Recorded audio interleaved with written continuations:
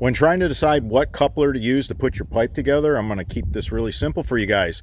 When you're running a solid pipe for roof runoff downspouts, and you know you're going to have debris, pine cones, leaves, spruce and pine needles, tree seeds, you do not want to use an internal coupler on that, because this is going to snap inside. There's going to be this big obstruction inside the pipe, and you're going to end up with debris building up right where this snaps inside. So for roof runoff systems, downspouts, always use an external coupler.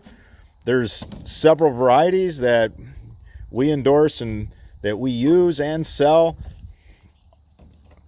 All three of these we're very happy with. We snap them on, we tile tape them on the solid. We do this for yard drains and roof runoff. Yard drains, you got basins running on your line. You're taking in all kinds of debris. You got trash flowing through a solid pipe.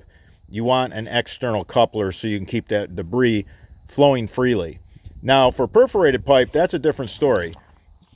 For our French drains, I don't mind the internal coupler at all, and I'll explain why. The internal coupler is barbed. It's not coming apart.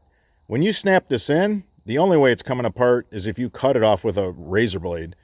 If you snap this in to perforated pipe in an enclosed system like we always show in our videos, you're not going to have debris flowing through this. There's not going to be trash flowing through this, and you're not going to have to tile tape this connection when you snap this inside.